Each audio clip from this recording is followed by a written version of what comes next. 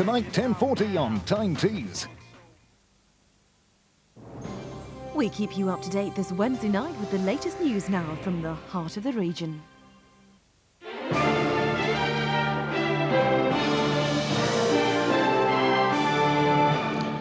Good evening. A woman who claims the army linked her with an AIDS scare at the country's biggest garrison has issued a writ for damages. One of the country's most famous barristers, Sherry Booth, the Prime Minister's wife, is taking on the case. The AIDS scare at Britain's largest garrison hit the headlines 13 months ago when the army said some local women had been liberal with their affections. Hundreds of soldiers were warned to seek medical advice if they had concerns. The army called a news conference. No names were mentioned, but media attention led to teenager Lindsay Griffiths protesting her innocence. Since then, she's got married, and her soldier husband is backing her claim against the Ministry of Defence for defamation. She had a test to prove she wasn't HIV positive, but says her life was turned upside down by the publicity. Today, Lindsay's solicitor issued a writ for damages against the ministry, and Cherie Blair, the Prime Minister's wife, who's a leading QC, is now on the case. I have discussed the case with her. We discussed it prior to the commencement of proceedings. As to approaching her, she's very able, very good Queen's Counsel, and we were delighted that she was prepared to take the case on. The Ministry of Defence said this afternoon that they were not able to comment if legal proceedings are imminent. Prospect of a management buyout of the Siemens microchip plant on North Tyneside could be a step closer tonight. The firm's confirming that a deal is being discussed, but as Stuart McNeill reports, it insists no announcement is imminent.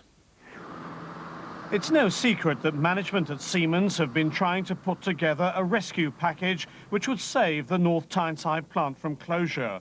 It's understood this would involve them taking a 60% stake in the plant. Well, there are very strong rumours circulating in the plant, around the plant. Firstly, the personnel manager did tell some former employees that there may be a possibility of re-employment.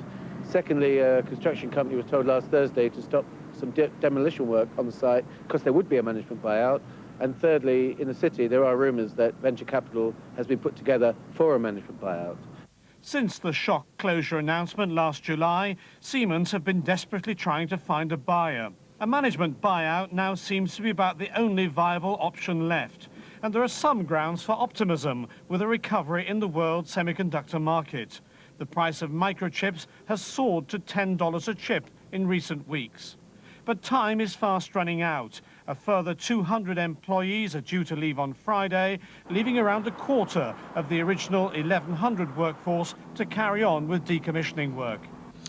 Teesside's Euro MP David Bowe is meeting Commissioner Sir Leon Britton to try to stop the dumping of cheap steel in Britain. Mr Bowe says imports from the Far East and Eastern Europe are devastating our steel industry. His intervention comes after last week's announcement that 47 jobs will go with the closure of the Lackenby mill near Redcar, and earlier news that 300 jobs will be lost at the DSR mill in Darlington. He warns there's over 30,000 tonnes of steel plate waiting for a buyer at docksides in the UK at the moment.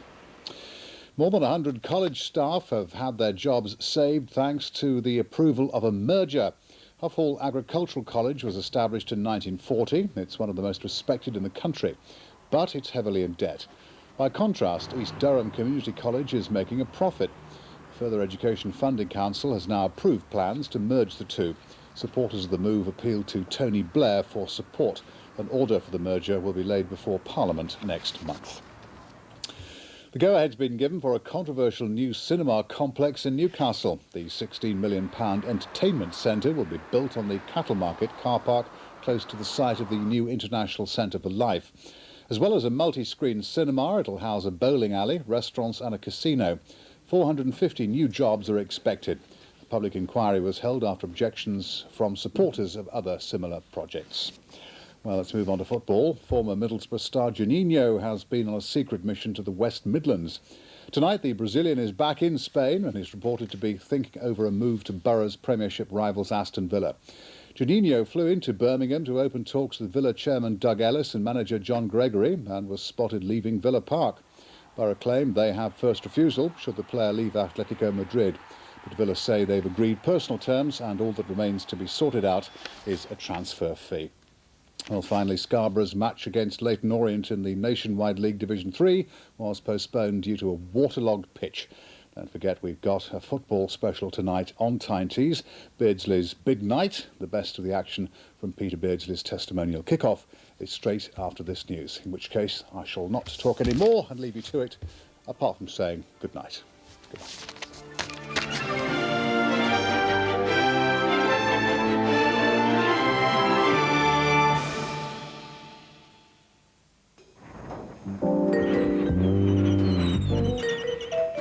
Tyne Teas and Sun Life, helping you plan for tomorrow. Hello there. Well, I swallowed a dictionary for lunch today, but we should all know in this country what these two words mean, because we get plenty of it, don't we? And it duly came along this afternoon, and it's duly got out of the way this evening. And overnight, it's another cold night, not quite as cold as last night. I don't think there's a major problem with frost tonight, a bit breezy. And tomorrow, turning out not a bad day, just the odd shower in the morning, the winds into the northwest there, temperatures in the afternoon, well, they're getting up to about 9 Celsius. Looking ahead to Friday, rather a cloudy day, and there's a fair bit of rain at times.